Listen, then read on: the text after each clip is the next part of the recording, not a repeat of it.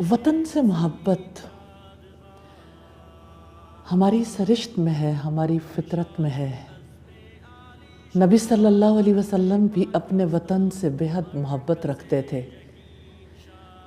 مکہ چھوڑتے ہوئے آپ صلی اللہ علیہ وسلم نے سرزمین مکہ کو مخاطب کر کے کہا تھا کہ اے سرزمین مکہ، تو مجھے دنیا کی سب زمینوں سے زیادہ محبوب ہے۔ اگر مجھے یہاں کے رہنے والے نہ نکالتے تو میں یہاں سے کرنا ہوتا۔ اور جب مدینہ کو آپ نے اپنا وطن بنایا تو مدینہ جب قریب آتا تھا سفر سے واپسی پر، تو آپ اپنی اونٹنی کو ایڑ لگاتے تیز کر دیتے تھے۔ یہ آپ کی وطن سے محبت کی علامت ہے۔ پہلی وحی کے موقع پر آپ صلی اللہ علیہ وسلم کو لے کر جب سیدہ خدیجہ ورقہ بن نوفل کے پاس گئیں، اس موقع پر انہوں نے یہ کہا تھا، کاش میں اس وقت جوان ہوتا، کاش میں اس وقت آپ کی مدد کر سکتا جب یہاں کے لوگ آپ کو نکال دیں گے۔ آپ صلی اللہ علیہ وسلم کو اس بات پر بڑی حیرت ہوئی، کیا وہ مجھے یہاں سے نکال دیں گے؟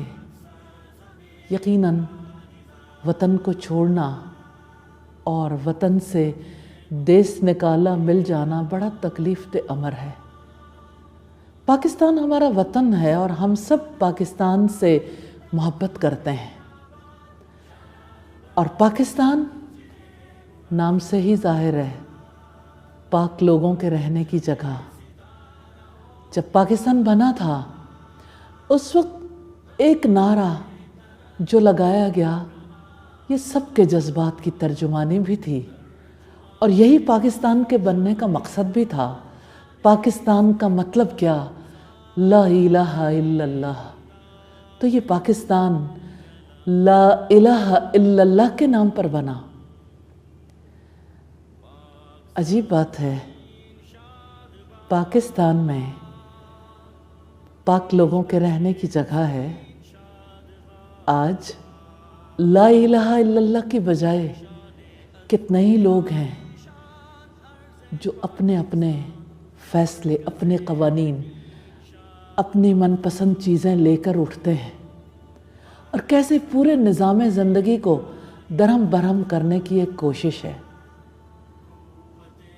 سادہ سی بات، ایک گھر کو توڑنے کے لیے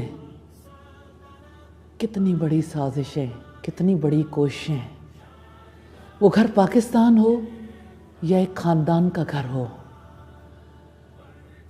آج باطل نظریات کی یلغار ہے وطن عزیز پر، اور کس طرح سے پاک اور مقدس رشتے کو توڑنے کی جو کوشش ہے، جو سازش ہے، ہمیں ضرور اسے سمجھنا چاہیے۔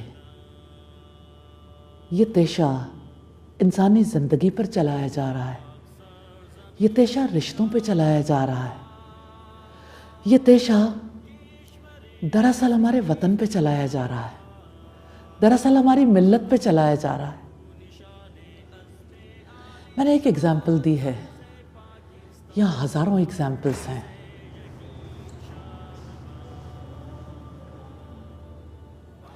یہاں ہزاروں ایگزامپلس ہیں، ہزاروں نعرے ہیں۔ پاکستان کا تو ایک ہی مطلب ہے، پاکستان تو ایک مقصد کے لیے وجود میں آیا تھا، اور ہم سب نے اس مقصد کو نہیں چھوڑنا، اپنے رب کی طرف لوٹنا ہے، خطا کار صحیح، گناہ گار صحیح، اس کی رحمت کے امیدوار ہیں۔ ہم نے آسمان والے کی طرف دیکھنا ہے، اس کے فیصلوں پر یقین رکھنا ہے۔ یہ دھرتی اس کے فیصلوں کے جاری کرنے کے لیے ملی تھی، یہ دھرتی اس لیے وجود میں لائی گئی تھی کہ ہم سب اپنے رب کی مانیں گے، اپنے رسول کے پیچھے چلیں گے۔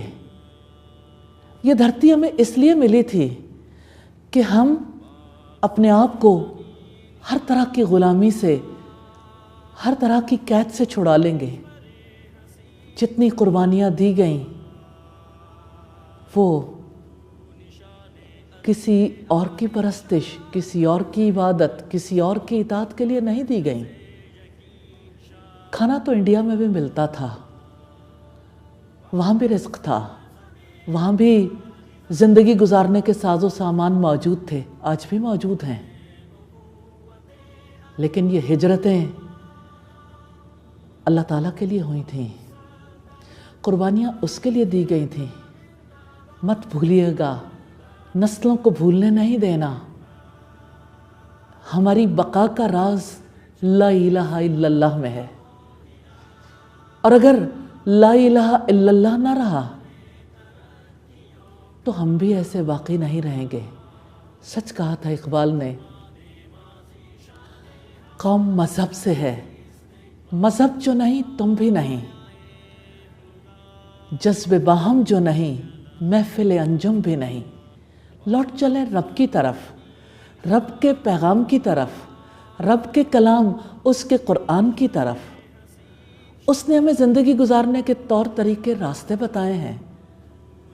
ہم نے اپنی نسلوں کے ہاتھوں میں قرآن تھمانے کے لیے جو کام کیا ہے، الحمدللہ رب العالمین، اب اس کو عملی حقیقت بنانا ہے اللہ تعالیٰ کے فضل و کرم سے۔ اب اپنی نسلوں سے اپنے رب کے کلام کو دور نہیں ہونے دینا۔ ہم نے اپنی نسلوں کو زندگی کا مقصد سمجھانا ہے، اور انشاءاللہ اللہ تعالیٰ کے فضل و کرم سے جب یہ نئی نسل اٹھے گی، جن کے ہاتھوں میں، جن کے دلوں میں اور جن کی زندگیوں میں، جن کے عملوں میں قرآن ہوگا، تو انشاءاللہ نیا پاکستان ہوگا۔ اللہ تعالیٰ ایسا کر دے، آمین ثم آمین۔ سایہ خدائے ذوالجلال